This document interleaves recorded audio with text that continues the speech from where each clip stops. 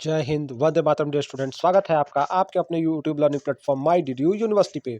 Students, आज हम आपके लिए लेकर अवेलेबल है एक महामैराथन लेक्चर। तो स्टूडेंट्स, वीडियो को पूरा देखिएगा। इसमें हमने पिछले 2 ईयर्स के पेपर को आपके लिए क्लब कर दिया है, तो वीडियो को पूरा देखिएगा और फ्रेंड्स से शेयर जरूर करिएगा और छोटी छोटी बातों को नोट करते रहिएगा ताकि आपकी तैयारी सबसे अच्छे ढंग से संपन्न हो सके। सब्सक्राइब तो जरूर करिएगा ताकि आपको डीडीयू से रिलेटेड सारे पेपर्स इन्फॉर्मेशन टाइमली मिलते रहें। और स्टूडेंट, वीडियोस को अपने फ्रेंड से शेयर करिएगा ताकि हमारा भी कॉन्फिडेंस बढ़े और आपके लिए हम वीडियो टाइम पे लेके हमेशा अवेलेबल रहें। चलिए, पहला क्वेश्चन देखते हैं क्या कह रहा है। कह रहा है, निम्न में से कौन सा कथन सही नहीं है, यानी which of the statement is not correct. ठीक है, योग द्वारा शरीर की आंतरिक ताकत बढ़ती है, तो ये स्टेटमेंट ठीक लग रहा है। दूसरा कह रहा है, स्पर्धात्मक खेलों हेतु योग आवश्यक है, तो यानी जो कॉम्पिटिटिव स्पोर्ट के लिए योगा इसेंशियल है। दूसरा स्टेटमेंट ये कर रहा है, तो पहला तो ठीक लग रहा है, दूसरे पे रुकते हैं और देखते हैं सारे स्टेटमेंट क्या है, फिर कौन सा सही नहीं है तब हम तय करेंगे। अगला कर रहा है, योग द्वारा शरीर के गति क्षेत्र और लचीलापन बढ़ता है, यानी फ्लेक्सिबिलिटी और रेंज ऑफ मोशन जो है बढ़ता है, मतलब तो ठीक है। अगला कह रहा है, योग द्वारा शरीर और मन का उचित संतुलन अनुरक्षित होता है, यानी रक्षा इसका रक्षण होता है। Yoga maintains proper balance of body and mind, तो स्टूडेंट ये सही है। लेकिन जो ये कह रहा है, अब इसमें से हमको लिखना है क्या सही नहीं है। तो कह रहा है कि स्पर्धात्मक खेलों हेतु योग आवश्यक है। जो कॉम्पिटिटिव स्पोर्ट होते हैं, चाहे जिस स्पोर्ट में कंपटीशन हो, ठीक है, तो उसमें योग आवश्यक है, तो ये इसमें हमको सही जान नहीं पड़ता है। बाकी सारे स्टेटमेंट सही है और ये भी स्टेटमेंट सही है, लेकिन कम सही है। स्टूडेंट, ये जो है जरूरी नहीं है, आप चाहे तो करो, कॉम्पिटिटिव स्पोर्ट में हो, जैसे कोई भी कॉम्पिटिटिव स्पोर्ट है, रनिंग है, चाहे जो भी है, तो उसके लिए कोई जरूरी नहीं है कि आप योगा करते रहो, ना करो। करो तो भी ठीक है, नहीं करो तो भी कोई बात नहीं है। तो आवश्यक नहीं होगा, तो इसके हिसाब से हमारा बी वाला ऑप्शन सही नहीं होगा, बाकी सारा सही होगा। ठीक है, चलिए अगला क्वेश्चन देखते हैं। निम्न में से कौन सा भोजन तत्व एक सूक्ष्म पोषक तत्व है, यानी कौन सा जो फूड एलिमेंट है वो एक माइक्रो न्यूट्रिएंट है। तो स्टूडेंट, इसमें जो कार्बोहाइड्रेट, वसा, खनिज पदार्थ और प्रोटीन, तो स्टूडेंट माइक्रो न्यूट्रिएंट वो होते हैं जिसको आप बोलते हो, ऑप्शन हमारा सी राइट रहेगा। अब माइक्रो न्यूट्रिएंट के बारे में आपको समझा देता हूं। पहले माइक्रो न्यूट्रिएंट स्टूडेंट इसकी जरूरत होती है, ये वो पोषक तत्व है जिसकी जरूरत हमारे शरीर को बहुत कम मात्रा में होती है। ठीक है, इसमें आयरन, आयोडीन, जिंक, कॉपर ये सब आते हैं। विटामिन और मिनरल को माइक्रो न्यूट्रिएंट साधारण भाषा में कहा जाता है। तो इसमें विटामिन भी होगा, मिनरल के साथ साथ विटामिन भी रहेगा। ठीक है, तो सी वाला ऑप्शन हमारा सही रहेगा कि मिनरल्स को माइक्रो न्यूट्रिएंट यानी सूक्ष्म पोषक तत्व कहा जाता है। अगला क्वेश्चन, शारीरिक शिक्षा केवल शारीरिक विकास नहीं करती, शारीरिक शिक्षा केवल शारीरिक विकास करती है, ना कि मानसिक विकास। यह क्या है, यानी जो फिजिकल एजुकेशन है वो बस फिजिकल ग्रोथ करता है। ये स्टेटमेंट, ये कथन क्या है, सही कथन है कि गलतफहमी है, कि बिलीफ है यानी मान्यता है, कि अस्पष्ट है। तो स्टूडेंट, जो शारीरिक शिक्षा केवल शरीर का विकास करती है, ना कि मानसिक विकास करती है, ये गलतफहमी है। शारीरिक शिक्षा जो लेते हैं ना, फिजिकल एजुकेशन करने से बस फिजिकल डेवलपमेंट नहीं होता है, इंटरनल डेवलपमेंट भी होता है। ठीक है, आंतरिक विकास, ये सारा चीज इसमें आता है। ठीक है, तो ये गलतफहमी है। ठीक है, ये गलत मिसकॉन्सेप्ट है, ये गलत। ठीक है, तो इसको अम्बिगुअस स्टेटमेंट नहीं मानेंगे, अस्पष्ट बयान नहीं है, ये गलत फहमी है, ये गलत धारणा है जो लोगों में चल रही है। लोग जानते हैं फिजिकल एजुकेशन तो बस फिजिकल हेल्थ को ध्यान रखता है, यानी दौड़ने कूदने और इससे बस शरीर स्वस्थ होता है, जबकि सही वजह है कि इससे मन भी स्वस्थ होता है। ये मेंटल डेवलपमेंट में भी आपके सहायक है। ठीक है, अगला क्वेश्चन, शारीरिक तंत्रों का कार्य कुशलता क्षमता कहलाती है, यानी the ability of body system to work efficiently is called. तो स्टूडेंट, जब कह रहा है शारीरिक तंत्रों की कार्य कुशलता क्षमता कहलाती है बौद्धिक विकास, शारीरिक योग्यता, तो शारीरिक तंत्रों की, ठीक है, इसमें ध्यान से देखना पड़ेगा कि बॉडी सिस्टम तो इंटेलेक्चुअल डेवलपमेंट है शारीरिक तंत्र में, कि शारीरिक योग्यता है शारीरिक निपुणता की कल्याण की स्थिति है, स्टेटस ऑफ वेलनेस। इसमें जो बोला कि ability of body system to work efficiently, यानी शरीर का इफिशियंट यानी सही तरीके से काम करना, तो स्टूडेंट ये फिजिकल फिटनेस कहलाता है। ये क्या कहलाता है, शारीरिक योग्यता यानी फिजिकल फिटनेस कहलाता है, जिसमें शारीरिक तंत्रों की कार्य कुशलता क्षमता का मतलब हमको क्या होता है, सही से काम करती है शारीरिक तंत्र की कार्य कुशलता का हमें पता चलता है, तो फिजिकल फिटनेस है। और ये क्या कहलाता है, सही से काम करना फिजिकल फिटनेस ही कहलाता है, जिसको आप शारीरिक योग्यता कहते हो। ठीक है, अगला प्रश्न, निम्न में से कौन सा एक योग का प्रकार नहीं है? तो योग का प्रकार स्टूडेंट इस पेपर में मैं आपको बताऊं, आपको योग को बहुत अच्छे से पढ़ के जाना। योग से नहीं भी तो आपको 20 क्वेश्चन तो बस योगा से 22 क्वेश्चन रहने वाले हैं, और योगा में बस आप अष्टांग योग पढ़ के जाएगा, मुख्य योग पढ़ के जाएंगे तो भी आपका काम हो जाएगा। आप ध्यान, प्राणायाम, साधना, अष्टांग योग लिख लीजिए स्टूडेंट, जो स्टूडेंट पढ़ना चाहते हैं विकिपीडिया पे जाके पढ़ लीजिएगा, पतंजलि को पढ़ लीजिएगा, योगा योगा में ये सब कर लीजिएगा, तो आपको काफी अच्छे से इस पेपर को आप कर पाओगे और काफी अच्छा स्कोर कर पाओगे। तो कह रहा है कौन सा एक योग का प्रकार नहीं है? तो कह रहा है भक्ति योग, ज्ञान योग, कर्म योग, एकल योग। तो स्टूडेंट ज्ञान योग, भक्ति योग और कर्म योग सब एक तरह का योग है, लेकिन एकल जो है वो कोई योग का प्रकार नहीं है। तो हमारा एकल योग जो है is not a type of yoga. और ज्ञान योग, भक्ति योग और कर्म योग तीनों की बात गीता में की गई है। जो हमारा भगवत गीता ग्रंथ है उसमें आपके स्टूडेंट्स ज्ञान योग, भक्ति योग और कर्म योग की बात की गई है, एकल योग की बात नहीं की गई है, और ये कोई योग नहीं होता है। साथ ही साथ स्टूडेंट में अगर पूछेगा कि गीता में क्या प्रमुख योग है तो वो कर्म योग है, लेकिन उसमें भक्ति योग और ज्ञान योग की भी बात की गई है। अगला क्वेश्चन, आयुर्वेद के अनुसार मानव शरीर के आवश्यक 3 दोष है। 3 आवश्यक दोष क्या है? तो वात, पित्त, कफ। जो बॉडी के अंदर आयुर्वेद के हिसाब से 3 दोष माने गए हैं, तो वात, पित्त, कफ माने गए हैं। और स्टूडेंट इन्हीं तीनों का जो शरीर में संतुलन बिगड़ने से हम बहुत प्रकार के रोगों से क्या होते हैं, ग्रसित होते हैं। आयुर्वेद मानता है कि ये 3 चीजों का संतुलन बिगड़ने से ही तरह तरह के रोग शरीर में होते हैं। अगर इन 3 चीजों को संतुलित कर दिया जाए शरीर में, तो हमें कोई भी रोग नहीं होगा, हम स्वस्थ रहेंगे आयुर्वेद के अनुसार। ठीक है स्टूडेंट, अगला क्वेश्चन, सूर्य नमस्कार के 12 चरणों में छठे चरण का आसन का क्या नाम है? तो 12 चरणों में छठवें चरण को क्या कहते हैं? ये बड़ा महत्वपूर्ण क्वेश्चन हो जाता है स्टूडेंट। तो स्टूडेंट इसको अच्छे से बता देता हूं आपको कि क्या कहते हैं। तो जो स्टूडेंट इसमें छठवां चरण जो होता है उसको हम अष्टांग आसन के नाम से जानते हैं। स्टूडेंट आप इसको जाके अगर अच्छे से कोई फोटो, अगर आप थोड़ा योगा को गूगल करोगे तो ये जो सूर्य नमस्कार होता है स्टूडेंट वो 12 चरणों में किया जाता है, 12 भागों में बांट के किया जाता है। प्रणाम आसन है, प्रणाम मुद्रा से शुरू होता है, फिर हस्त उत्तासन, फिर पाद हस्तासन, फिर अश्व संचालन, 5वां दंड आसन, 6वां अष्टांग आसन, ठीक है, 7वां भुजंगासन, 8वां आप नोट्स कर सकते हो अधोमुख श्वासन, 9वां होता है अश्व संचालन, 10वां होता है पाद हस्तासन और 11वां को हस्त उत्तासन, 12वें को प्रणाम आसन हम कहते हैं। ठीक है, तो स्टूडेंट ये 12 आसन होते हैं। प्रणाम आसन से शुरू होता है और प्रणाम आसन पे सूर्य नमस्कार खत्म होता है। आप जाके देख लोगे तो आपको ये समझ में आ जाएगा और सारे चरणों के नाम आप नोट भी कर लोगे। ठीक है, तो ये जो 6वां चरण है उसको क्या कहा जाता है? अष्टांगासन। ठीक है, ठीक है, अगला क्वेश्चन देख रहे हैं, अष्टांग योग में स्टूडेंट, चलिए यहाँ थोड़ा सा मिसिंग है, फिर भी हम ध्यान से देखेंगे कि क्या कह रहा है। कह रहा है अष्टांग योग में चेतना की निकासी क्या कहलाती है? तो अष्टांग योग में चेतना की निकासी को स्टूडेंट हम प्रत्याहार कहते हैं। जो अष्टांग योग का सिद्धांत है आपको नोट कर लेना स्टूडेंट,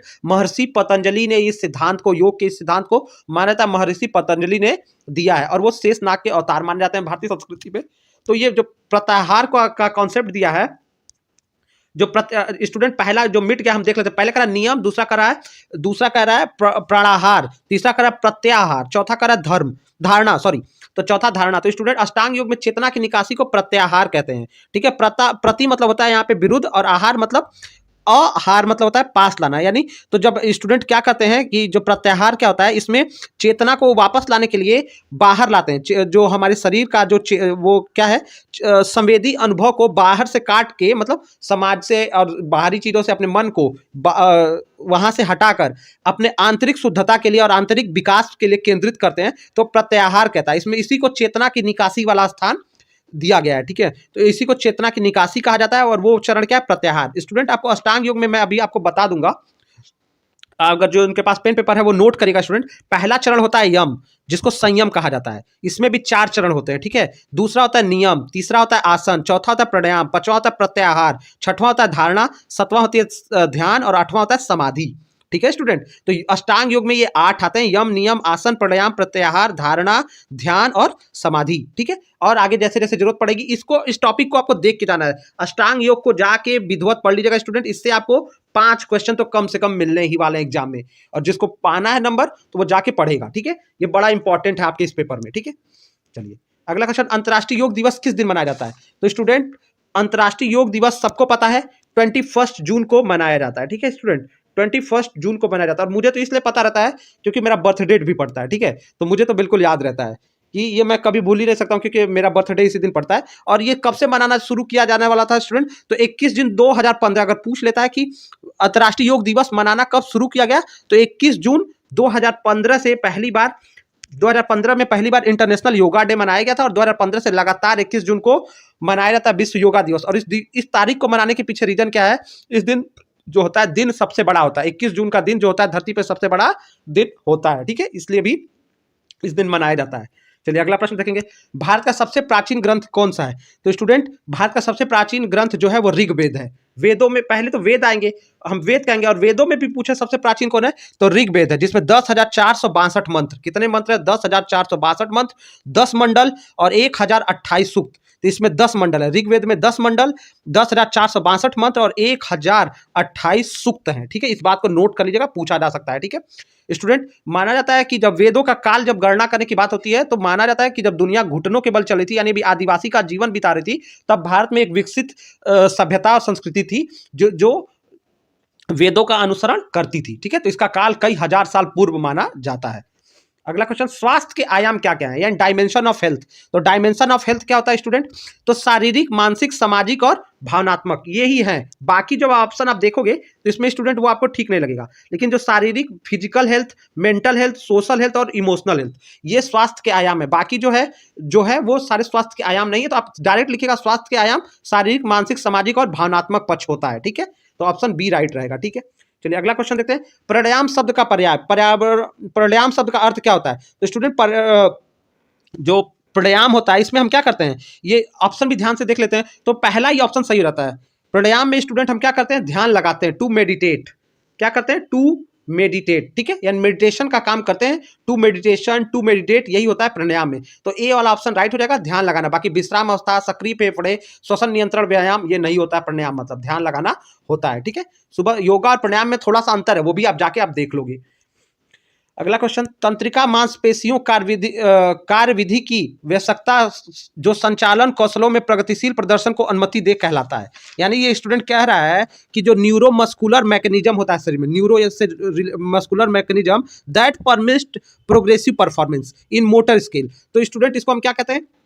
जब तंत्रिका तंत्र जो होगा, तंत्रिका तंत्र मतलब नर्वस सिस्टम होता है स्टूडेंट, ठीक है। तो तंत्रिका तंत्र जो होता है कार्यविधि की व्यवस्था जो संचालन कौशलों में प्रगतिशील प्रदर्शन, यानी जो कौशल होता है, स्किल होता है, उसमें प्रगतिशील पर्सन को उसको दिखाती है, तो वो क्या कहलाती है? तो स्टूडेंट ये कहलाता है हमारा कौशल विकास, ठीक है। डी वाला ऑप्शन राइट हो जाएगा, इसको कौशल विकास कहेंगे, ठीक है, ये कौशल विकास होता है, ठीक है। और अगर स्टूडेंट अगर ये जो होता है कौशल विकास इसलिए कहेंगे, इसको एक नाम और दे सकते हैं, न्यूरोमस्कुलर ट्रांसमिशन या न्यूरोमस्कुलर डेवलप। तो न्यूरो का जिक्र नहीं किया तो ये मांसपेशीय विकास में नहीं आएगा। ये न्यूरो मांसपेशीय विकास रहता ना तो हम इसके साथ चले जाते, लेकिन इसमें न्यूरो वाला शब्द नहीं इस्तेमाल किया गया है। तो ये मांसपेशी विकास में बस मांसपेशियों का विकास होता है। और जो मोटर डेवलपमेंट ऑप्शन कह रहा है, जो सी वाला ऑप्शन आपका देखेंगे स्टूडेंट, जो आपका ऑप्शन सी है स्किल डेवलपमेंट, जो हमारा राइट आंसर को छोड़ के, तो मोटर विकास में क्या होता है? चाइल्ड का डेवलपमेंट होता है, फिजिकल ग्रोथ होता है और एबिलिटी टू मूव। मोटर मतलब यहाँ पे चलने की गतिशीलता आती है शरीर में, आदमी हाथ पैर हिलाना बच्चा शुरू करता है, तो वो मोटर डेवलपमेंट होता है, जिसका तंत्रिका तंत्र से उतना कनेक्शन नहीं है, ठीक है। चलिए तो डी वाला ऑप्शन कौशल विकास के साथ हम जा सकते हैं। अगला क्वेश्चन, निम्न में से कौन सा माप किसी व्यक्ति के शारीरिक द्रव्यमान सूचकांक की गणना हेतु जरूरी नहीं होती है? तो स्टूडेंट शारीरिक सूचकांक गणना जो खेल कूद में और आपके योगा में, तो इसको बीएमआई के नाम से जानते हैं, बॉडी मास इंडेक्स। इसको अगर शॉर्ट में पूछेगा बीएमआई, आप जानते हैं, जो सुनते होंगे वो जानते होंगे। तो बीएमआई की बात कर रहा है स्टूडेंट, ये कह रहा है कि जो होता है कि किसकी जरूरत नहीं पड़ती है बीएमआई का कैलकुलेशन करने में, गणना करने में, सूचकांक की गणना में किसकी जरूरत नहीं पड़ती है? तो स्टूडेंट इसमें दो चीज की जरूरत पड़ती है। बीएमआई का फार्मूला होता है केजी अपॉन कितना वजन है और कितनी हाइट है, दोनों का रेशियो क्या है, केजी कितना वजन है, वजन और हाइट के रेशियो को निकालते हैं, तब हमारा बीएमआई कैलकुलेट होता है। तो इसमें कमर की गोलाई का कोई मतलब नहीं है, यानी जो वेस्ट का सरकमफ्रेंस है, कमर की नाप का इसमें कोई मतलब नहीं, बाकी शरीर की ऊंचाई का और शरीर के वजन का मतलब है। तो ऑप्शन हमारा बी रहेगा, इसमें ये नहीं होता। स्टूडेंट बीएमआई के लिए आप नोट कर लीजिएगा कि अगर बीएमआई यानी जो अगर हम अपने शरीर के वजन को भाग देते अपने लंबाई से, तो अगर वो 30 से ज्यादा छोटा आए तो हम क्या है, अंडरवेट है, यानी सॉरी 30 से ज्यादा अगर बीएमआई आ जाए तो मोटापे के शिकार हैं। मतलब जो वजन का और आपके हाइट का रेशियो 30 से ज्यादा आ जाए, उसका मतलब अपने वजन को भाग दे देंगे अपनी लंबाई से, तो जो आएगा अगर वो 30 से ज्यादा होगा तो हम मोटापा के शिकार हैं। 18 के से और अगर 18 से 24-25 के बीच में है, 18 से 25-26 के बीच में है, तो हम हेल्दी हैं। अगर हमारा अनुपात बॉडी और वजन का, शरीर का वजन और लंबाई का अनुपात 18 से 25 के बीच में है तो हम स्वस्थ हैं। और अगर 18 से भी कम है तो वो हम क्या है, वो मतलब कम, हम सही नहीं है, बीएमआई हमारा अच्छा नहीं है, और ये क्या है, ये बहुत कम है, ठीक है। तो अगर ज्यादा हो जाएगा 30 से तो मोटापा हो जाएगा, 18 से 25 के बीच में संतुलन रहेगा, और 18 से कम रहेगा तो कुपोषण टाइप का रहेगा, ठीक है, मतलब बहुत पतला, बहुत थिन रहेंगे हम। अगला प्रश्न देख रहे हैं। आशा करते हैं स्टूडेंट आपको समझ में आ रहा होगा जो बातें बता रहा हूँ। स्टूडेंट वीडियो बड़ा होगा, कोई दिक्कत नहीं, आपको एग्जाम में अच्छा स्कोर करना है, बिल्कुल पूरी बातों को नोट करना है, क्योंकि पक्का क्वेश्चन तो इसी के आसपास से सारे आने वाले हैं, ठीक है। और ये पेपर बिल्कुल आपके लिए बड़ा यूजफुल भी होने वाला है। ये आप ही का नहीं, साथ ही ये स्टूडेंट, ये जो हमारे पीजी के स्टूडेंट है उनके लिए भी बड़ा महत्वपूर्ण ये रहता है, ठीक है। तो अगला क्वेश्चन, खिलाड़ियों के हेतु योग अभ्यास फायदेमंद होता है, तो किस लिए जो योगा होता है किस लिए? चोटों से बचाव में, मांसपेशियों सुधारने में, तनाव का सामना करने में, उपरोक्त सभी में। तो स्टूडेंट इस सारे में मदद करता है। योगा करने से हमारा शरीर फ्लेक्सिबल रहता है, हमारा दिमाग तेज रहता है, तो हम खेलों में आगे रहते हैं। अपने चोटों में भी हमारा शरीर क्या रहता है, लचीला रहता है, हम तुरंत अपने आप को बचा भी लेते हैं। मांसपेशियों का मस्कुलर जो होता है, मांसपेशियों का भी संचालन, मूवमेंट अच्छा होता है। तो सबसे तनाव से भी आपको योगा स्वस्थ रखता है, तो डी वाला ऑप्शन सही रहेगा, सब में काम करता है। अगला प्रश्न कर रहा है, निम्न में से कौन सा एक कौशल संबंधी शारीरिक योग्यता का घटक है, यानी कौन सा जो है फिजिकल फिटनेस कंपोनेंट है, कौन सा स्किल। तो स्टूडेंट कौन सी जो स्किल, मतलब आप समझते हो कौशल, कौन सा कौशल जो है वो शारीरिक योग्यता का घटक है। तो शारीरिक योग्यता के 6 घटक बताए गए स्टूडेंट, आपको बड़े अच्छे से बता रहा हूं, 6 घटक बताए गए हैं। जो 6 कंपोनेंट है उसमें पहला कंपोनेंट है एजिलिटी, जिसको आप चपलता कहते हो, पहला कंपोनेंट है एजिलिटी जिसको चपलता। दूसरा बैलेंस यानी संतुलन। तीसरा को कहते हैं कोऑर्डिनेशन यानी सामंजस्य। चौथा स्टूडेंट होता है स्पीड मेंटेन करना, जिसको गति कहते हो। पांचवा जो शारीरिक योग्यता का घटक होता है वो होता है पावर। छठवां होता है रिएक्शन टाइम, यानी प्रतिक्रिया, कितने देर में आप प्रतिक्रिया करते हो, तो रिएक्शन। तो ये 6 होते हैं। तो इसमें से जो शारीरिक योग्यता का घटक है वो क्या है, शक्ति है, ठीक है। इसमें वो स्टूडेंट क्या है, पावर, क्योंकि पावर होता है, एजिलिटी होता है, बैलेंस होता है, कोऑर्डिनेशन होता है, स्पीड भी होता है, पावर भी होता है, और रिएक्शन टाइम। तो ये इसमें से अगर कुछ भी आपको मिल जाएगा तो आप उसको लगा दोगे, तो राइट आंसर हमारा पावर हो जाएगा। ताकत की बात की गई है, गति की बात की गई है, चपलता की बात की गई है, बैलेंस की बात की गई है, संतुलन की बात की गई, ये सारे होते हैं शारीरिक योग्यता के घटक, ठीक है। तो ऑप्शन ए होगा राइट यहाँ पे। स्टूडेंट इस 6 में से कुछ भी आएगा तो आंसर सही हो जाएगा। अगला क्वेश्चन, ये एक डिफिनेशन देके पूछा है, किसका डिफिनेशन है, किसकी परिभाषा है। तो ये परिभाषा में कह रहा है कि कुल शिक्षा का वह भाग जो बड़ी मांसपेशी गतिविधियों से संबंध रखती है, शारीरिक शिक्षा है। यानी शिक्षा का वह भाग जो मांसपेशियों गतिविधि से संबंध रखती है, ये क्या है, शारीरिक शिक्षा है। किसके द्वारा ये डिफिनेशन दिया गया, तो ये डिफिनेशन स्टूडेंट जेबी नैश ने दिया। जेबी नैश ने ही कहा कि उसने उसको देते हुए कहा था कि physical education is the phase of whole field of education that deals with big muscle activity. इसने भी कह दिया कि बस बड़े मसल एक्टिविटी से डील करती है, ज्यादा भाग, कुछ भाग मसल एक्टिविटी से डील नहीं करता है इसके हिसाब से। तो ये जेबी नैश ऑप्शन डी हमारा राइट रहेगा, ठीक है। जेबी नैश का ये परिभाषा है। अगला प्रश्न, कौन से प्राणायाम के अभ्यास से शरीर में ठंडक का एहसास होता है। तो स्टूडेंट शीतली शीतकारी से, शीतली शीतकारी, अगर थोड़ा बहुत जो लोग योगा करते हैं तो उनको पता होगा, शरीर में ठंडक लाने के लिए शीतली शीतकारी से, बहुत गर्मी में ये आसन किया जाता है, योगा किया जाता है। शीतली शीतकारी प्राणायाम से शरीर क्या रहता है, ठंड रहता है। गर्मियों में भी शरीर को ठंडक में रखा जा सकता है, ठीक है। तो ये थोड़ा सा टेम्परेचर के, बॉडी को टेम्परेचर को क्या करता है, मेंटेन करता है, ठंडा करता है, ठीक है। तो डी वाला ठंडक का एहसास कराता है शीतली प्राणायाम। अगला प्रश्न, पतंजलि क्या कौन सा तत्व इंद्रियों पर नियंत्रण से संबंधित है। तो स्टूडेंट योग मतलब आपको पतंजलि को देखना ही देखना है। और जो माना जाता है कि स्टूडेंट जो प्राणायाम है, योग है, पतंजलि में है, और ये नाथ संप्रदाय भी योग के लिए जाना जाता है, ठीक है। तो जितने सारे बंध होते हैं, बंध का जितना जिक्र आएगा वो सारे माना जाता है कि नाथ संप्रदाय से बंध हमारे योग में आए हैं, ठीक है। तो यहां से कह रहा है पतंजलि योग का कौन सा तत्व इंद्रियों पर नियंत्रण, तो इंद्रियों पर नियंत्रण के लिए कौन सा जाना जाता है। तो स्टूडेंट प्राणायाम से हम इंद्रियों पर नियंत्रण करते हैं। जो पतंजलि का अष्टांग योग है तो आप पढ़ोगे तो उसमें एक चरण प्राणायाम भी है, ठीक है। यम नियम ये सारी बातें हैं ना, यम नियम आसन प्राणायाम प्रत्याहार। तो प्राणायाम मतलब होता है श्वास पर नियंत्रण, और यही जो है ये कंट्रोल ऑफ सेंसेस का काम करता है, ठीक है। श्वास पे नियंत्रण उसको शॉर्ट में कहते हैं। तो अपने सांस पे, अपनी इंद्रियों पे नियंत्रण प्राणायाम के थ्रू किया जाता है, ठीक है। तो इसको प्राणायाम बोलेंगे, ठीक है। अगला क्वेश्चन, निम्न में से कौन सी गतिविधि प्राणायाम में सम्मिलित नहीं है। कौन सी गतिविधि प्राणायाम में सम्मिलित नहीं है। तो प्राणायाम के 3 भाग होते हैं। इस प्रक्रिया 3 प्रक्रिया होती है। प्राणायाम की 3 प्रक्रिया क्या है, रेचक, दूसरा पूरक, और तीसरा कुंभक। तीन प्रक्रिया होती है जिसमें संवहन कोई प्रक्रिया नहीं होती है। तो स्टूडेंट रेचक, पूरक और कुंभक, ये तीन प्रक्रियाएं होती हैं। स्टूडेंट वीडियोस को अपने फ्रेंड से जरूर शेयर करेगा, इससे हमें ही मोटिवेशन मिलता है और लगता है कि हम स्टूडेंट फालतू में अपना टाइम वेस्ट नहीं करते हैं और आपके लिए कुछ अच्छा काम कर रहे हैं। तो वीडियोज को फ्रेंड से शेयर करिएगा, हमको भी सपोर्ट करेगा, चैनल को सब्सक्राइब और लाइक कर लीजिएगा, तो आप ही को अच्छा रहेगा। अगला कोई डाउट होगा तो स्टूडेंट आप कमेंट में भी बोल सकते हो, या साथ ही साथ हमारे व्हाट्सएप टेलीग्राम का लिंक आपको मिल जाएगा, वहां पे भी हमसे जुड़कर बातें कर सकते हो, अपने डाउट को क्लियर भी कर सकते हो। निम्न में से कौन सा शारीरिक योग्यता का अव्यय है? तो शारीरिक योग्यता यानी बात कर रहा है कि फिजिकल फिटनेस का कंपोनेंट क्या है। तो खुशी, सामाजिकता, यानी ध्वन्यात्मकता और लचीलापन, तो शारीरिक योग्यता का अव्यय है। तो स्टूडेंट तो फिजिकल फिटनेस का एक जो है उसमें लचीलापन आ जाएगा, फ्लेक्सिबिलिटी हो जाएगी। अगर फ्लेक्सिबिलिटी है तो शरीर और आपका स्वस्थ माना जाता है, जिधर चाहे इधर अपने शरीर को मोड़ कर अपने अनुसार आप अपने कार्य को और अच्छे से संपादित कर सकते हो। ठीक है, अगला प्रश्न, प्राचीन काल में गुरुओं के अनुसार योग का उद्देश्य। तो प्राचीन काल में जो एंशिएंट टाइम में योग का मतलब क्या था? तो स्टूडेंट हमेशा से योग का मतलब रहा है आत्मबोध, अपने आप का ज्ञान कराना कि शरीर क्या है, हम क्या है, हमारा क्या लक्ष्य है, आत्मबोध कराना। और इसका दूसरा उद्देश्य रहा है परम ज्ञान की प्राप्ति कराना, मोक्ष की प्राप्ति करना, ना कि समाधि को पाना। देखिए कुछ लोग समाधि के साथ चले जाएंगे, नहीं स्टूडेंट, योग और इसका प्राचीन काल में शरीर तो स्वस्थ हो ही जाता है, लेकिन जो योग का अंतिम उद्देश्य था, जो सबसे महत्वपूर्ण था, वो सेल्फ रियलाइजेशन यानी आत्मबोध था, परम ज्ञान की प्राप्ति था, मोक्ष यानी लिबरेशन प्राप्त करना था। वो समाधि से अलग होता है, मोक्ष और समाधि में अंतर है, ये भी आप अच्छे से समझ लो। ठीक है, अगला क्वेश्चन, एक मनुष्य स्वयं में शरीर का एक अविभाज्य एकीकरण की बात कर रहा है। ठीक है, तो एकीकरण है, तो a man is an indivisible integration of body dash and dash, यानी किन दो चीजों का इसमें मतलब हम इसको भर दें तो हमारा ये बॉक्स जो है, हमारा सेंटेंस अच्छे से सही हो जाए। तो स्टूडेंट ठीक है,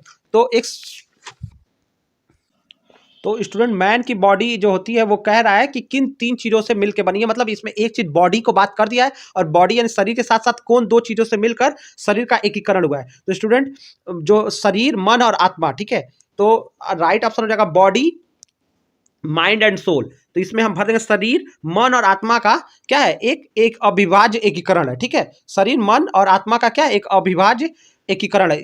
ठीक है, इसमें स्टूडेंट बी वाला ऑप्शन भी आप देख लेना अगर आपको लगेगा ठीक है तो, ठीक है, लेकिन मेरे हिसाब से जो इंटीग्रेशन ऑफ बॉडी, माइंड और सोल है। ठीक है, तो सी वाला ऑप्शन राइट रहेगा। अगला क्वेश्चन, एक सूर्य नमस्कार में कितने चरण होते हैं? सूर्य नमस्कार के चरण से बड़ा क्वेश्चन पूछा है स्टूडेंट। सूर्य नमस्कार में कुल 12 चरण होते हैं, जिसके बारे में मैंने आपको पहले ही बताया। सूर्य नमस्कार में 12 चरण में सूर्य नमस्कार होता है। हर जब पहले ये प्रार्थना मुद्रा या नमस्कार से शुरू होता है, फिर हस्त उत्तासन, हस्त पादासन, अश्व संचालन, चतुरंग दंडासन, अष्टांग आसन, भुजंग आसन, पर्वतासन, अश्व संचालन, हस्त पादासन, हस्त उत्तासन और फिर प्रार्थना मुद्रा। कुल 12 चरण होते हैं सूर्य नमस्कार में। ये आप देख लेना अच्छे से, जाके इसको पढ़ लेना, समझ लेना। ठीक है, तो अष्टांग योग से भी आपको 5 क्वेश्चन मिलने वाले हैं।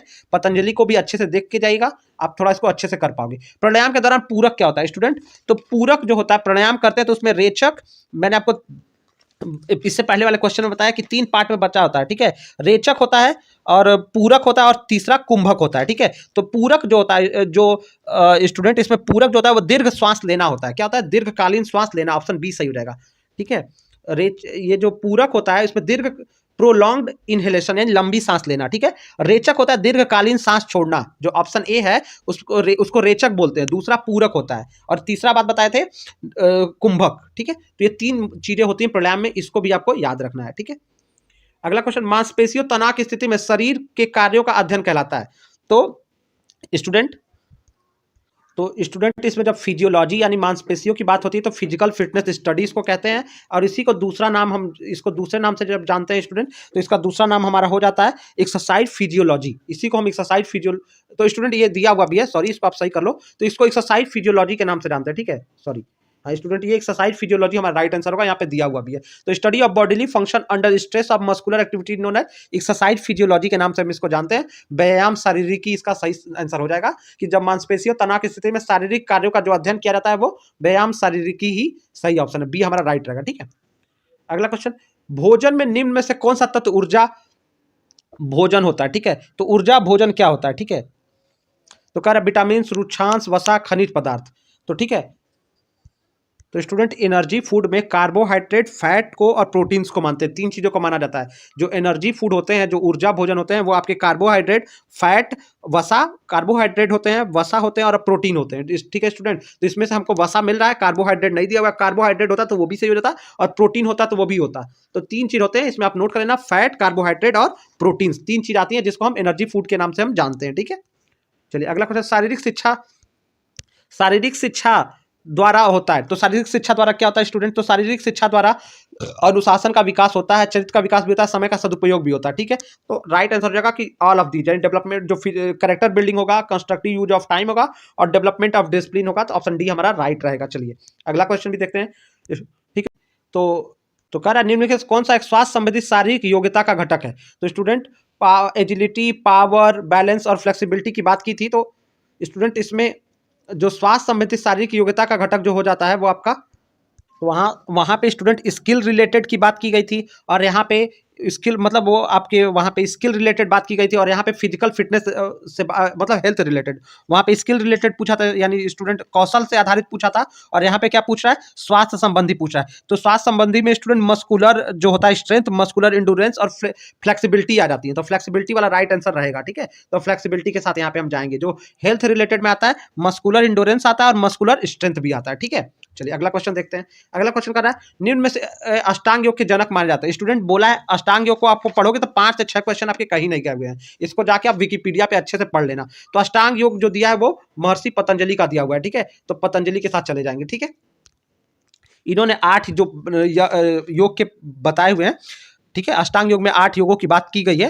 तो ठीक है, वो मैंने आपको पहले भी बताया। कुंडलीन के अनुसार मानव शरीर में कितने चक्र हैं? तो स्टूडेंट आयुर्वेद के अनुसार 8 चक्र हैं, और कुंडलीन के अनुसार बात करेंगे तो जो है शरीर में 7 चक्र हैं। आयुर्वेद 8 चक्र की बात करता है, तो कुंडलीन 7 चक्र की बात करता है। और वो सातों चक्र क्या नाम नोट कर लीजिए स्टूडेंट, जो सबसे ज्यादा माना जाता है। तो आयुर्वेद के अनुसार 7 और जो कुंडलीन आयुर्वेद के अनुसार 8 होते हैं, लेकिन कुंडलीन में 7 चक्रों का जिक्र किया गया है, जो इस प्रकार है। पहला है मूलाधार चक्र, दूसरा है स्वाधिष्ठान चक्र, तीसरा है मणिपुर चक्र, चौथा है अनाहत चक्र, पांचवा है विशुद्ध चक्र, छठवां है आज्ञा चक्र और सातवां है सहस्त्रार चक्र। तो ये 7 चक्र हैं। ठीक है, इसको आपको ध्यान रखना है। तो हमारा 7 हो जाएगा राइट। पतंजलि योग में सत्य है एक, तो सत्य को पतंजलि योग में किसके अंतर्गत रखा गया है? तो स्टूडेंट अष्टांग योग में, स्टूडेंट अष्टांग योग के यम में जो है वो सत्य की बात की जाती है। तो अष्टांग योग में जो यम, जो पहला ही नियम है योग के, जो 8 अष्टांग मतलब बातें की गई है नियम की बात, तो वो पहला नियम यम को संयम के नाम से भी जानते हैं हम। यम मतलब यहाँ पे संयम,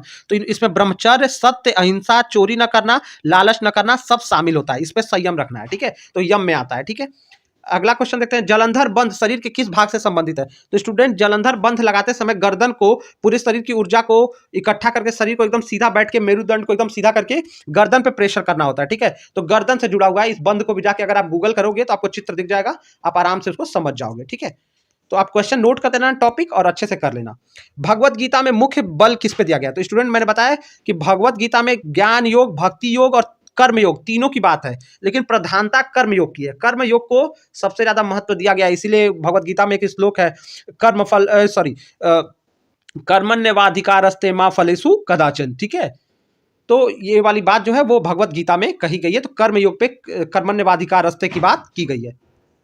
अगला क्वेश्चन, भोजन ग्रहण करने के पश्चात कौन सा आसन करना उचित होता है? तो भोजन ग्रहण करने के बाद स्टूडेंट वज्रासन ऐसा आसन है जो किया जा सकता है। ठीक है, वज्रासन किया जा सकता है। ठीक है, तो आप ऑप्शन राइट हो जाएगा। भोजन करने के बाद ये जो आसन है वज्रासन, जिसमें पैर मोड़ के बैठ जाते हैं सीधा, मेरुदंड को सीधा करके, और तो स्टूडेंट वो वज्रासन में होता है। ठीक है, ऑप्शन बी हमारा राइट रहेगा। ए को नहीं, बी को मानिएगा। ठीक है, अगला प्रश्न, निम्नलिखित में से क्या की प्रकृति एक अंतर्निहित प्रवृत्ति और उपहार है? तो किसकी प्रकृति जो है एक अंतर्निहित प्रवृत्ति और उपहार है? तो स्टूडेंट योग की प्रवृत्ति जो है वो अंतर्निहित और एक उपहार है। ठीक है, तो ये जो inherent tendency and gift of nature जो है वो योगा को माना जाता है। अगला प्रश्न क्या पूछा था, निम्न में से कौन सा एक शारीरिक योग्यता के लिए आवश्यक नहीं है? तो शारीरिक योग्यता के लिए क्या आवश्यक नहीं है? संतुलित आहार चाहिए, बैलेंस डाइट चाहिए, रेस्ट चाहिए बॉडी को, व्यायाम चाहिए, मनोरंजन का नहीं, मनोरंजन से मतलब जरूरी नहीं, मिल गया तो ठीक, नहीं मिला तो कोई बात नहीं।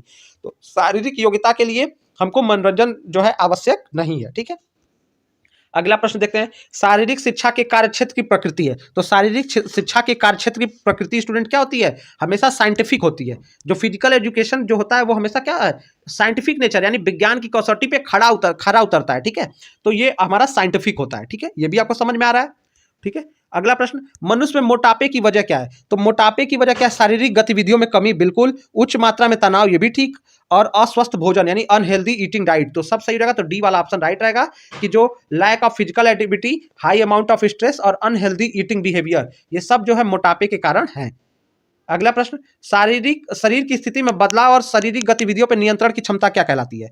तो स्टूडेंट कह रहा है ability to change position of body and control ability to change position of body and control body movement. तो कंट्रोल बॉडी मूवमेंट को किसमें किया जाता है स्टूडेंट, एजिलिटी में। मैंने जो 6 कंपोनेंट बताए थे स्किल के, उसमें जो एजिलिटी है यानी जो चपलता है वो पहला है। ठीक है, उसके बाद स्पीड है, पावर है, रिएक्शन है, ये सारे हैं। 6 बताए थे आपने, आशा करता हूं नोट किया। नोट नहीं किया होगा तो गूगल भी कर लोगे तो आपको मिल जाएंगे। अगला क्वेश्चन, निम्न में से कौन सा एक शारीरिक शिक्षा का मुख्य उद्देश्य नहीं है। तो शारीरिक शिक्षा का मुख्य उद्देश्य क्या नहीं होता स्टूडेंट, शरीर से स्वस्थ करना, सामाजिक विकास, शारीरिक विकास, मानसिक विकास, आर्थिक विकास नहीं है। अगर आप जो शारीरिक शिक्षा है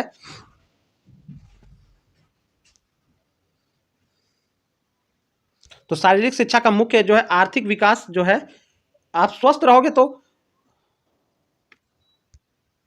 विकास नहीं है स्टूडेंट। ठीक है, इकोनॉमिकल डेवलपमेंट नहीं करता है, करने के लिए नहीं है, करता तो है, आपको स्वस्थ रखता है तो आपके पैसे तो जरूर बचाता है, लेकिन ये इकोनॉमिक डेवलपमेंट से जुड़ा हुआ नहीं है। बाकी समाज का विकास, योग से समाज का विकास, समाज से जुड़ना, समाज में ये सब कुछ होता है। ठीक है, तो आपका तीनों सही रहेगा नीचे का, लेकिन ए वाला ऑप्शन नहीं होगा।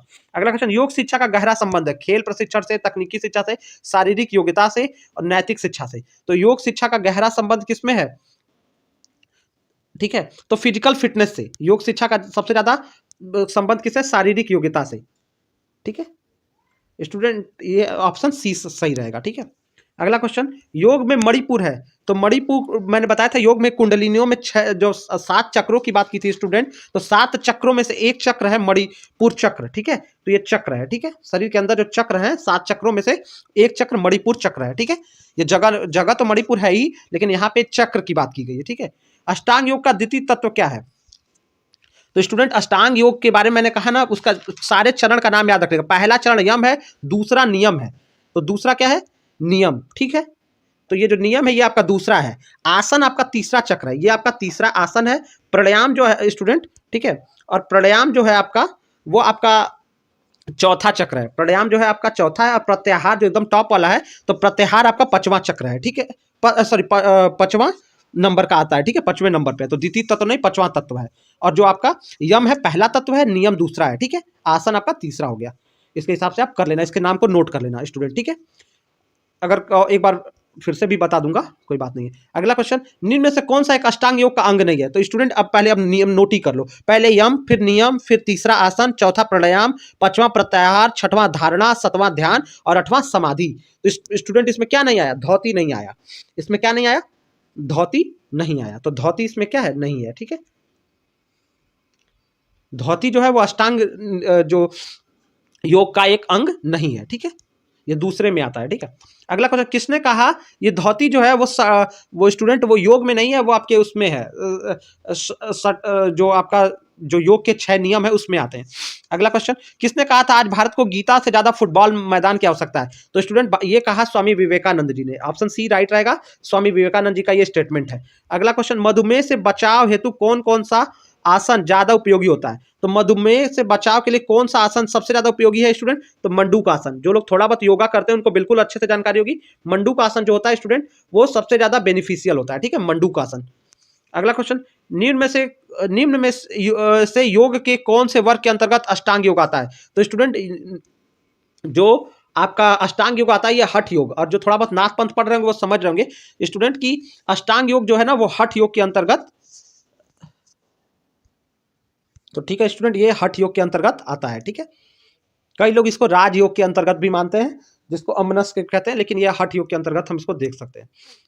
अगला क्वेश्चन, अष्टांग योग में प्राणायाम भाग है। तो स्टूडेंट अष्टांग योग में प्राणायाम जो है वो मैंने बताया ना, ये बार बार क्वेश्चन पूछा स्टूडेंट, इससे 5 से 7 क्वेश्चन आपके आने वाले हैं। तो प्राणायाम चौथा भाग है, चौथा भाग है। ठीक है, और 50वां क्वेश्चन देखते हैं, हॉक आई तकनीक का उपयोग किस खेल में होता है स्टूडेंट? तो ये तो खेल का है, इसको तो आप हॉक आई जो होता है स्टूडेंट वो बैडमिंटन में भी इस्तेमाल किया जाता है, टेनिस में इस्तेमाल किया जाता है और क्रिकेट में बहुत कम इस्तेमाल किया जाता है। क्रिकेट में भी होता है लेकिन हम यहाँ पे बैडमिंटन के साथ जाएंगे क्योंकि बैडमिंटन और टेनिस में बहुत ज्यादा इस्तेमाल किया जाता है। तो स्टूडेंट इस तरह से 50 क्वेश्चन हमने आपके लिए कवर किए हैं। आशा करते हैं वीडियो लेक्चर आपको अच्छा लगा होगा, तो वीडियो को फ्रेंड से शेयर करिएगा और चैनल को पे बने रहिएगा। मिलते हैं नेक्स्ट वीडियो पे, तब तक आपको आपके एग्जामिनेशन के लिए गुड लक।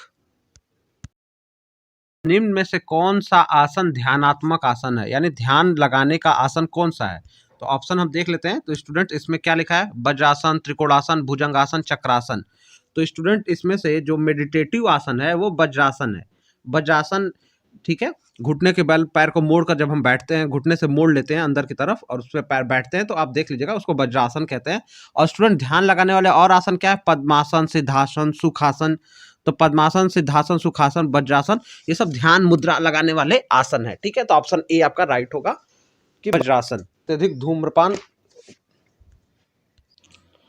तो कमर दर्द मुख्य रूप से शारीरिक गतिविधियों की कमी से, धूम्रपान से, लचीलेपन की कमी से, उपयुक्त सभी। तो स्टूडेंट कभी कभी धूम्रपान भी जो है वो कमर दर्द में और ज़्यादा उसको बढ़ाता है। ठीक है, तो ये सारे कारण इसके एक मतलब वैलिड रीजन है, तो उपयुक्त सभी हो जाएगा, जिसमें ऑप्शन ए तो बिल्कुल सही है। और लचीलेपन की थोड़ी कमी होगी या मतलब हम बॉडी फ्लेक्सिबल नहीं होगा तो भी, तो अगर आप योग एक्सरसाइज योगा करेंगे तो बॉडी फ्लेक्सिबल होता है तो कमर दर्द कम होता है। जब आप कमर से आप बेंड नहीं हो पाते यानी फ्लेक्सिबल नहीं रहेंगे तो होगा। तो स्टूडेंट्स हमारा राइट आंसर ऑप्शन डी ही रहेगा। और कभी कभी इसमें स्मोकिंग भी बढ़ाने का काम करता है। ठीक है, योग में प्राण कितने प्रकार के होते हैं? तो स्टूडेंट योग में अगर इस ऑप्शन को देख के चलें तो 5 प्राण होते हैं। इस ऑप्शन को देखना है 6, 10, 12, 8, यानी जो प्राण होते हैं योग में। तो स्टूडेंट प्राण तो 5 होते हैं, 5 प्राण और 5 उप प्राण होते हैं, तो कुल मिला के 10 तरह के प्राण होते हैं। ठीक है, तो 5 प्राण और 5 उप प्राण में बांटा गया है। ठीक है, प्राण को, प्राण मतलब वायु।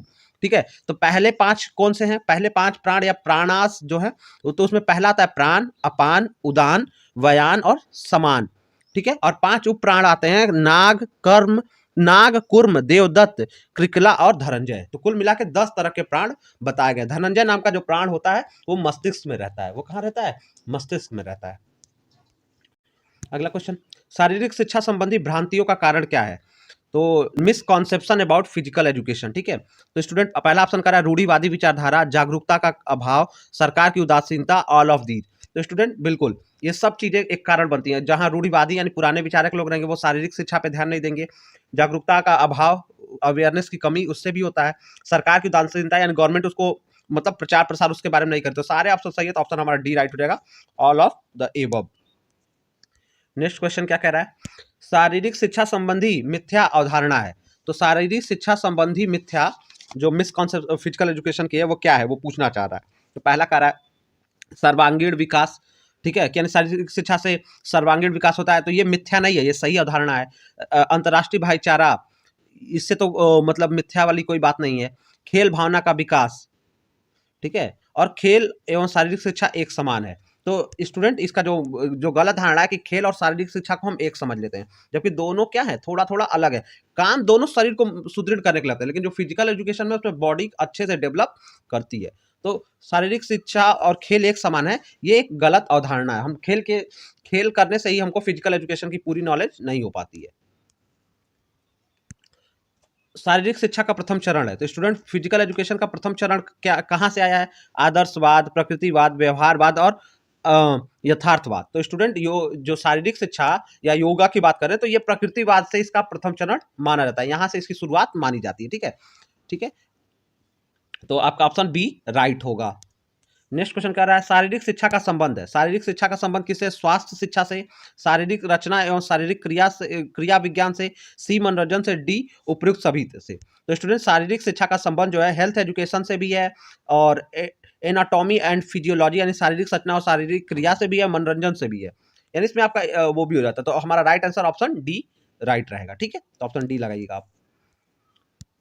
स्टूडेंट बस ऑप्शन डी याद रखने से पहले आप उसके और पॉइंट्स को समझ लीजिए, तब ऑप्शन डी याद रखिए। शारीरिक शिक्षा का प्रमुख उद्देश्य क्या है? वृद्धि, विकास, ए बी दोनों, शारीरिक दक्षता, फिजिकल फिटनेस। ठीक है, तो स्टूडेंट्स जो शारीरिक शिक्षा का प्रमुख उद्देश्य है कि वृद्धि ग्रोथ होता है, डेवलपमेंट होता है, ठीक है। और ठीक है, फिर कह रहा है सी कह रहा है ए बी दोनों, और सी कह रहा है फिजिकल फिटनेस। तो स्टूडेंट मुख्य उद्देश्य है फिजिकल फिटनेस, ठीक है।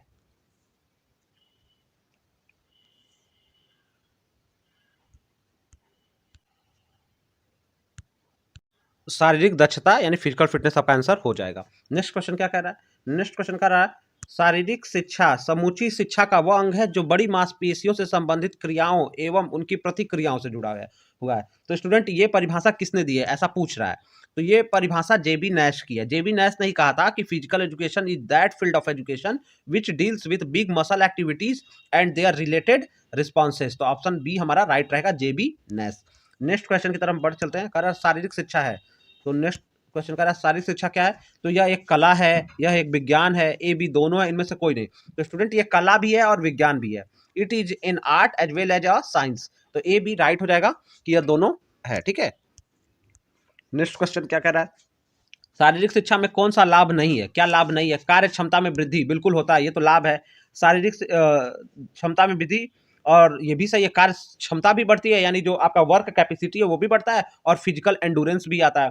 सी तनाव, ये तो होता ही नहीं है, फिजिकल एजुकेशन से ये नहीं होता है। बाकी डी है, ये भी होता है। तो लाभ क्या नहीं होगा? तो स्टूडेंट हमारा तनाव जो है वो लाभ थोड़े है, और ये होता भी नहीं है, ठीक है। ये ना नुकसान है ना लाभ है, ये होता ही नहीं है। शारीरिक शिक्षा में इसका कोई स्थान नहीं है, तनाव जैसी कोई चीज नहीं होती है। तो ऑप्शन सी आपका राइट होगा, ठीक है। अगला प्रश्न बोला समाधि भाग है। समाधि किसका भाग है स्टूडेंट? तो महर्षि पतंजलि ने योग में, योगा की तरफ से क्वेश्चन फिर से आपके लिए आया है। तो महर्षि पतंजलि ने योग का अष्टांग योग का सिद्धांत दिया था, ठीक है। और इसमें उन्होंने समाधि को एक महत्वपूर्ण चरण माना है, ठीक है। अष्टांग योग में एक प्रमुख योग माना है, ठीक है। तो ये अष्टांग योग का है स्टूडेंट। अभी मैं आपको योग के 8 चरण के नाम आगे बताऊंगा, अभी क्वेश्चन आ रहा है इसलिए यहाँ पे डिस्कस नहीं कर रहा हूँ। स्टूडेंट्स नेक्स्ट क्वेश्चन जो कह रहा है इसको समझ लेते हैं। कह रहा है अंतर्राष्ट्रीय योग दिवस मनाने की मतलब कब मनाया जाता है? तो स्टूडेंट ये मनाया जाता है 21 जून को, ये तो आप सबको क्लियर है। तो स्टूडेंट इसको, इसका प्रस्ताव भारत ने सितंबर 2014 में संयुक्त राष्ट्र महासभा में रखा था, ठीक है। और 2015 से पहला योग दिवस मनाया गया था, ठीक है। भारत के प्रयासों से संयुक्त राष्ट्र संघ ने इसकी मान्यता दे दी थी, ठीक है। तो 21 जून 2015 को पहला मनाया गया था, और इसकी स्वीकृति 2014 दिसंबर में मिली थी, ठीक है। तो 21 जून को मनाया जाता है। इस दिन धरती का सबसे बड़ा दिन होता है, मतलब इस दिन दिन जो होता है सबसे बड़ा दिन होता है, ठीक है। बड़ा दिन कहने का मतलब दिन जो है वो बड़ा रहेगा, रात्रि छोटी रहेगी, ठीक है। तो 21 जून को सबसे बड़ा दिन होता है, ठीक है। तो इसी दिन इसको मनाया जाता है। योग सूत्र को किसने संकलित किया? तो स्टूडेंट योग सूत्र को किसने संकलित किया, जो हमारा नेक्स्ट क्वेश्चन है। तो महर्षि पतंजलि ने जो है योग सूत्र को संकलित किया है, ठीक है। महर्षि पतंजलि ने, ठीक है। हु कंपाइल्ड योग सूत्र? तो योग सूत्र जो है वो महर्षि पतंजलि ने, ठीक है, संकलित किया। महर्षि घेरंड का भी योग में बहुत सारा योगदान है स्टूडेंट। तो अगर आप इसके और सारे क्वेश्चन देखना चाहते हैं तो स्टूडेंट्स आप जो हमारा नाथ पंथ है, और क्योंकि उसमें भी योगा के कॉन्सेप्ट पूछे गए हैं, तो नाथ पंथ के वीडियोस में और राष्ट्रगौरव के वीडियोस में भी कुछ योगा के क्वेश्चन है, तो वहां से भी आप जाके देख सकते हैं। तो महर्षि घेरंड की एक प्रमुख पुस्तक है घेरंड संहिता, उसमें भी योग का जिक्र है, लेकिन योग सूत्र को संकलित जो है वो महर्षि पतंजलि ने किया है, ठीक है।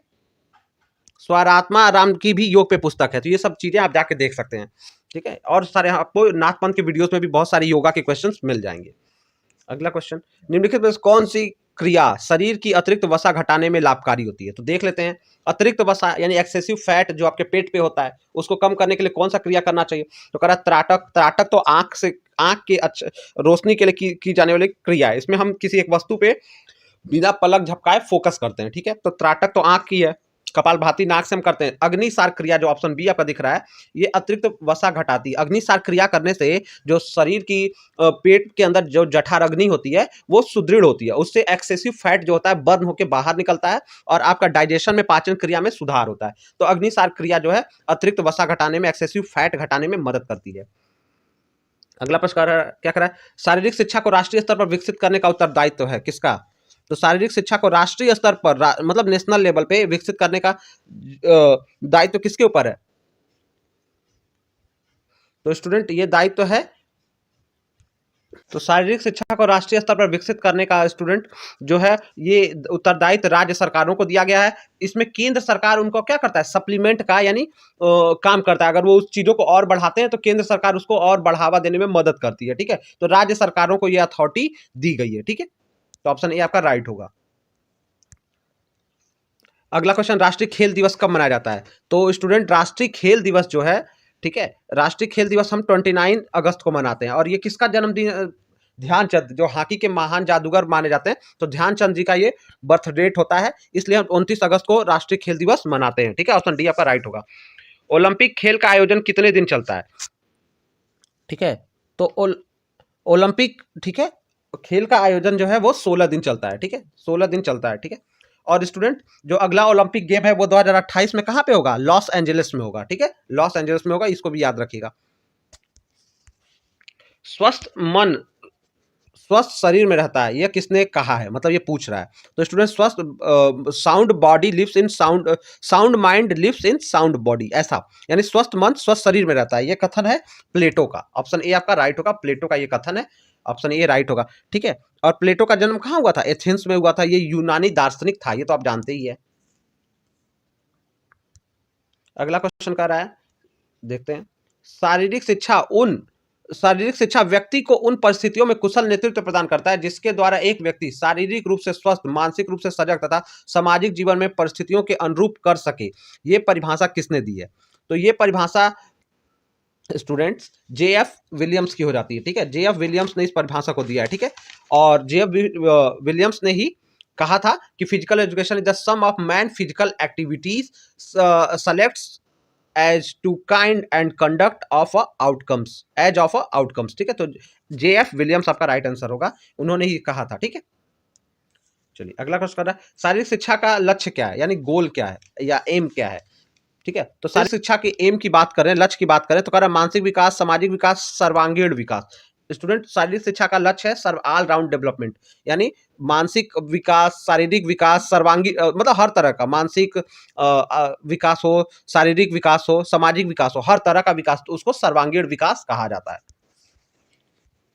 अगर ऑप्शन में मानसिक, सामाजिक और शारीरिक हो और आप डी ऑप्शन उपयुक्त सभी हो, तो उपयुक्त सभी को लगा देंगे, ठीक है। ये भी आप ध्यान रखिएगा। अगला क्वेश्चन, एक शारीरिक शिक्षक आजकल अनिवार्य रूप से हैं कहाँ पे? मतलब कह रहा है एक शारीरिक शिक्षक आजकल अनिवार्य रूप से एक इंस्ट्रक्टर के रूप में है, गतिविधि शिक्षक हैं, ड्रिल मास्टर हैं, एक इनमें से सभी। तो फिजिकल एजुकेशन के टीचर की नियुक्ति कहाँ की जाती है? इंस्ट्रक्टर के रूप में की जाती है, गतिविधि यानी मॉनिटर करने के लिए की जाती है, मूवमेंट एजुकेशन देने के लिए ड्रिल मास्टर के रूप में, और इन सब चीजों में। तो स्टूडेंट इन सब चीजों में की जाती है, तो ऑल ऑफ दीज, ठीक है।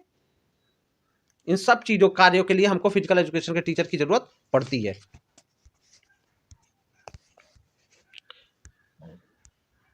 अगला क्वेश्चन क्या कर रहा है, के लिए शारीरिक शिक्षा एक महत्वपूर्ण घटक है। किसके लिए शारीरिक शिक्षा एक महत्वपूर्ण घटक है? अच्छी स्वास्थ्यता के लिए, सामाजिक स्थिति हेतु, स्वस्थ जीवन शैली हेतु, मजबूत शरीर हेतु, ठीक है। तो फिजिकल एजुकेशन किसके लिए अच्छा है? अच्छी, ठीक है, सोशल स्टेटस से इसमें कुछ नहीं करना है, ठीक है। स्वस्थ जीवन शैली तो काम कर सकती है, ठीक है। तो स्वस्थ जीवन, हेल्दी लाइफ स्टाइल के लिए ज्यादा जरूरी है, ठीक है। अच्छी स्वास्थ्य के लिए शारीरिक शिक्षा ज्यादा जरूरी है, ठीक है। अच्छी स्वास्थ्य के हेतु, ठीक है, गुड फिटनेस मतलब स्वास्थ्यता हेतु। और फिर कह रहा है स्वस्थ जीवन शैली हेतु, कि हमारा जो रूटीन हो जाएगा फिजिकल एजुकेशन से, तो वो क्या हो जाएगा? तो ये स्टूडेंट इसमें मतलब स्ट्रॉन्ग बॉडी करता है। अगर हमारे पास ऑप्शन रहे ए, बी और डी, तो ये सॉरी ए, सी और डी, तो ए, सी, डी तीनों होगा। लेकिन अब जब इसमें से चुनना है, तो स्टूडेंट इसमें से हमको एक अच्छा चुनना होगा। तो योगा से हेल्दी लाइफ स्टाइल होती है, ठीक है, और फिजिकल एजुकेशन से अच्छा फिटनेस होता है, ठीक है। तो ये ऑप्शन ए हमारे हिसाब से राइट होगा। बाकी अगर ए, सी, डी तीनों ऑप्शन रहे तो ये तीनों सही माने जाएंगे, ठीक है। अब ज्यादा सही है तो गुड फिटनेस, अच्छा, ठीक है, हेल्दी लाइफ स्टाइल योग से संभव होता है। बाकी स्टूडेंट इसमें आप सी को भी लगा सकते हैं, मतलब आप सी के साथ भी जा सकते हैं, सी भी ठीक है, ठीक है।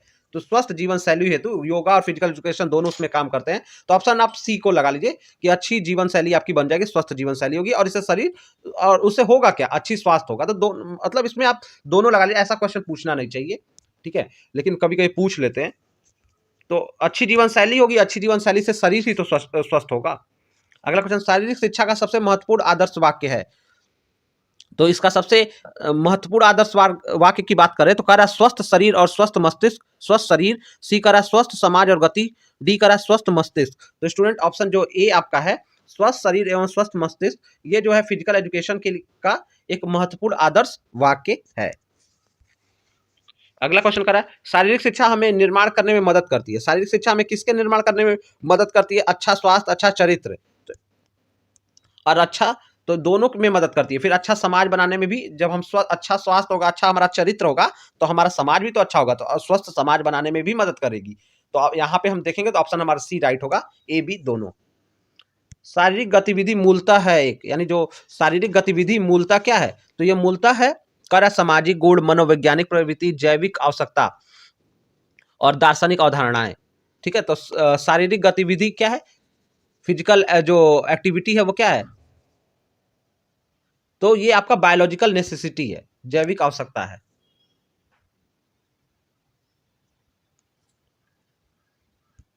अगला क्वेश्चन क्या कर रहा है वो भी देखते हैं। खेल प्रदर्शन का परिणाम है। खेल प्रदर्शन का परिणाम क्या है? कौशल का, स्थिति क्षमता का, संपूर्ण व्यक्तित्व का, सामरिक क्षमता का, यानी टैक्टिकल एबिलिटी की। तो खेल प्रदर्शन यानी स्पोर्ट परफॉर्मेंस से क्या होता है? कौशल का परिणाम है, या कह रहा है कौशल से ये प्राप्त किया जाता है, यानी स्थिति क्षमता से, यानी कंडीशनल एबिलिटी होती है, मतलब कभी कभी ये आ जाती है, कभी कभी नहीं आती है। कह रहा है टोटल पर्सनैलिटी का, व्यक्तित्व की वजह से। टैक्टिकल एबिलिटी यानी सामरिक क्षमता, यानी जब आप प्रैक्टिस करोगे उस चीजों के लिए, ठीक है, तो टैक्टिकल एबिलिटी के लिए स्पोर्ट परफॉर्मेंस जो होता है वो पूरी तरह से टैक्टिकल एबिलिटी यानी सामरिक क्षमता का परिणाम होता है। अगला प्रश्न क्या कर रहा है? निम्न में से कौन सा आसन बैठने की अवस्था में किया जाता है? तो बैठ के बहुत सारे हैं, पद्मासन, मुद्रासन, कुकुड़ू आसन, सुखासन। तो इसमें से भी देखना है। तो इसमें कर चक्रासन नहीं, मयूर आसन नहीं और त्रिकोण आसन भी नहीं। अर्धमतेंद्र जो अर्ध मत्स्येंद्र आसन है, ये बैठ की अवस्था में किया जा सकता है। ठीक है, तो ऑप्शन बी आपका राइट होगा, अर्धमत्स्येंद्र आसन। ठीक है, मत्स्येंद्र मतलब होता है मछली की तरह, अपने आप को आधा मछली की तरह बनाने को, उससे महसूस होता है कि मछली के रूप आकार लेने से यह आसन किया जाता है। आप देख लीजिएगा, पिक्चर आप स्टूडेंट गूगल करोगे तो आपको क्लियर होता जाएगा, या पिक्चर आपके बुक्स में भी होगी तो वहां भी आप देख सकते हो। स्वस्थ शरीर में स्वस्थ मन को द्वारा प्राप्त किया जा सकता है। कैसे प्राप्त किया जा सकता है? तो स्वस्थ शरीर में स्वस्थ मन को करा उचित आहार से, उचित दवा से, पर्यावरण की देखभाल करने से, नियमित रूप से उचित व्यायाम करने से। तो स्टूडेंट स्वस्थ शरीर में स्वस्थ मन को नियमित रूप से उचित व्यायाम करने से प्राप्त किया जा सकता है। भोजन इसमें महत्वपूर्ण है, लेकिन शरीर स्वस्थ बस भोजन कर लेने से शरीर स्वस्थ नहीं होगा, तो इसलिए ऑप्शन डी हमारा राइट होगा। ठीक है, नियमित रूप से उचित व्यायाम करने से। अगला क्वेश्चन, तनाव का यौगिक प्रबंधन होता है, यानी यौगिक management of stress is done by. तनाव को हम कैसे कंट्रोल कर सकते हैं, खत्म कर सकते हैं? ध्यान द्वारा, आसन द्वारा, सत्कर्म द्वारा, उपरोक्त सभी द्वारा। तो बिल्कुल ऑप्शन डी सही है। ध्यान लगाने से भी स्ट्रेस कम होता है, आसन, ध्यान आसन में बैठने दोनों से होगा, सत्कर्म मतलब अच्छे काम में लगे रहेंगे तो तनाव आपका खत्म होता रहेगा। तो सब सही है, तो डी हो जाएगा ऑप्शन ऑल ऑफ एबव। अगला क्वेश्चन, एक ओलंपिक ध्वज में कितने छल्ले होते हैं? तो स्टूडेंट एक ओलंपिक में जो होता है ब्लू रंग के, यानी नीले, काले, पीले, ग्रीन और रेड, तो 5 कलर के छल्ले होते हैं। ठीक है, तो 5 कितने होते हैं? 5। और रंगों को मैंने बता दिया है, उसको नोट करेगा, कभी पूछेगा कौन सा रंग, मतलब किस रंग का छल्ला नहीं होता है, तो ब्लू, ब्लैक, येलो, ग्रीन और रेड होता है, बाकी नहीं होता है। निम्न में से कौन सा नियम का भाग नहीं है? तो नियम का भाग नहीं है, तो नियम भी कितने तरह के होते हैं स्टूडेंट? 5 नियम होते हैं, शौर्य, संतोष, तप, स्वाध्याय और ईश्वर प्राणिध्यान। ठीक है, भगवान को समर्पित, ईश्वर प्रणिधान मतलब ईश्वर को समर्पित करना खुद को। ठीक है, यानी जो अल्टीमेट गॉड है। तो इसमें क्या नहीं, इसमें क्या नहीं आता है? ठीक है, तो ठीक है, शौच आता है, संतोष भी आता है, तप भी आता है, ठीक है, स्वाध्याय आता है और ईश्वर परिधान आता है, लेकिन ब्रह्मचर्य इसमें नहीं है। तो ये इसका भाग नहीं है, नियम का भाग नहीं है। नियम भी 5 तरह का है, मैंने आपको बता दिया। ठीक है, उच्च रक्तचाप में कौन सा आसन नहीं करना चाहिए? देखिए, ये बहुत अच्छा क्वेश्चन है योगा के पॉइंट ऑफ व्यू से।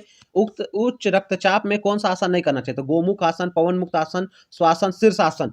स्टूडेंट इसमें से सारा कर सकते हैं, लेकिन शीर्षासन को हाई बीपी वालों को नहीं करना चाहिए। तो डी, शीर्षासन नहीं करना चाहिए हाई बीपी वाले व्यक्तियों को। ऑप्शन डी आपका रहेगा, क्योंकि ये फायदा करने से उनको ये रक्तचाप को बढ़ा देगा उनके। इनमें से कौन सा यम का भाग नहीं है? तो यम नियम होता है ना, तो आप योगा में आपने अच्छे से इसको पढ़ा भी होगा, तो यम का भाग नहीं है। तो अभी मैंने 5 नियम बताया, अब यम में क्या क्या आता है? सत्य, ठीक है, सत्य, असत्य, अहिंसा, ब्रह्मचर्य और अपरिग्रह, ठीक है। तो इसमें क्या नहीं है, संतोष जो है, सत्य अहिंसा अस्तेय जो है, ठीक है, असत्य मैंने कह दिया, तो सत्य भी होता है, अहिंसा भी होता है, ठीक है, अस्तेय भी होता है, ठीक है, ब्रह्मचर्य इसमें दिया नहीं है तो वो भी होता है, और अपरिग्रह भी होता है। लेकिन संतोष जो है ये किसका भाग है, ये आपका नियम का भाग है, ना कि ये यम का भाग है, ठीक है। तो संतोष जो है ये नियम का भाग है, यम का भाग नहीं है। तो मैंने आपको जो है बाकी यम भी बता दिए, ठीक है। 5 यम होते हैं और 5 नियम होते हैं। 5 यम कौन कौन से हैं, सत्य, अस्तेय, अहिंसा, ब्रह्मचर्य और अपरिग्रह, ठीक है, याद रख लीजिएगा। वीडियो फास्ट लगेगा स्टूडेंट, स्लो करके आप देखिएगा, और वीडियो को फ्रेंड से शेयर करना ना भूलिएगा। कह रहा है षटकर्म में कितनी क्रिया होती है, तो नाम ही से क्लियर है, षटकर्म, ठीक है। तो कितने कर्म होंगे, 6।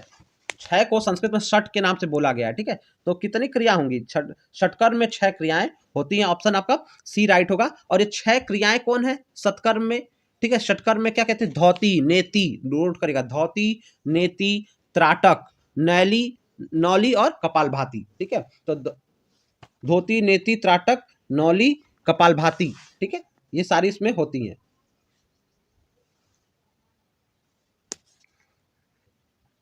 नेति में भी जल नेति, सूत्र नेति, ये सब आता है, ठीक है। तो ये सब आती है। अगला क्वेश्चन, भोजन ग्रहण करने के बाद कौन सा आसन किया जाता है, तो स्टूडेंट भोजन ग्रहण करने के बाद हम एक ही आसन कर सकते हैं, ठीक है। और वो क्या, वो आसन है स्टूडेंट, यहाँ पे डी में मिट गया है, इस आसन को हम बोलते हैं वज्रासन, यहाँ पे ऑप्शन डी में मिट गया है, ठीक है।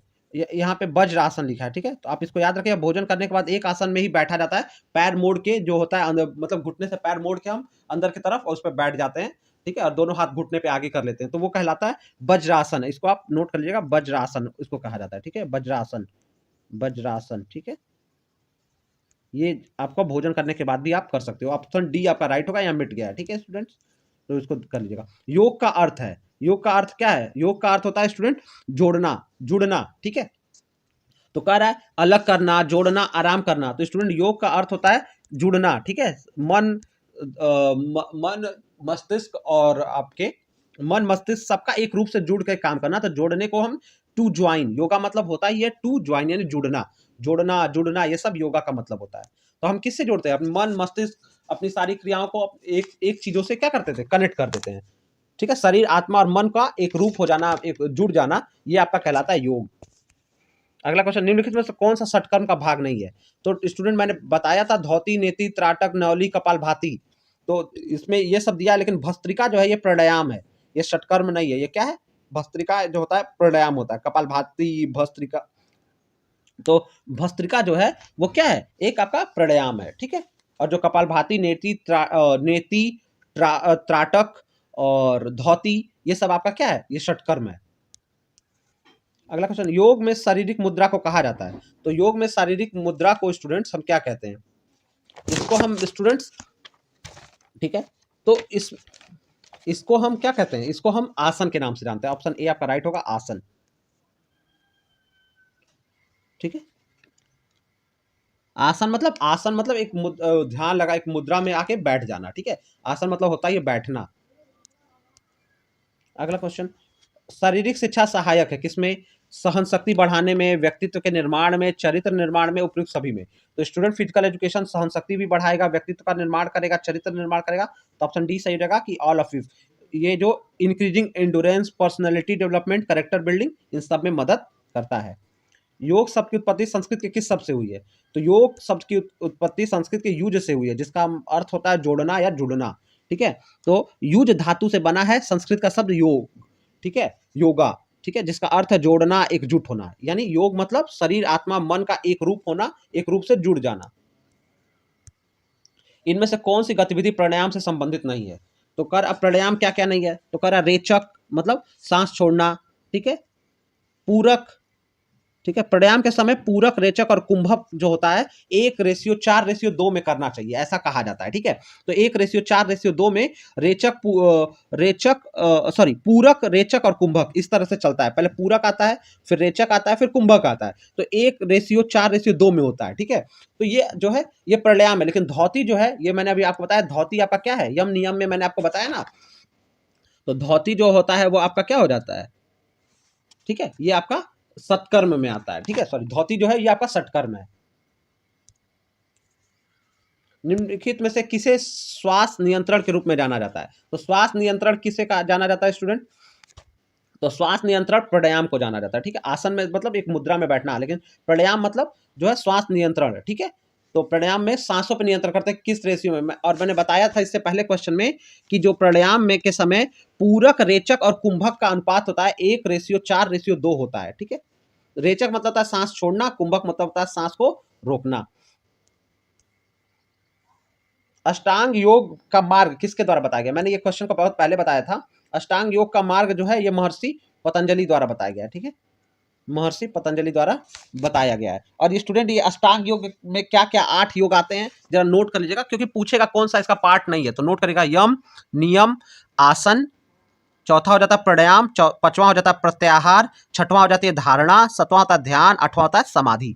तो ये अष्टांग योग में 8 योग हैं। और ये मार्ग, अष्टांग योग का मार्ग महर्षि पतंजलि ने बताया था कि एक इंसान को इस 8 योग के मार्ग का अनुसरण करना चाहिए, यानी नियमित रूप से यम, नियम, आसन, प्राणायाम, प्रत्याहार, धारणा, ध्यान और समाधि की क्रियाओं को करते रहना चाहिए।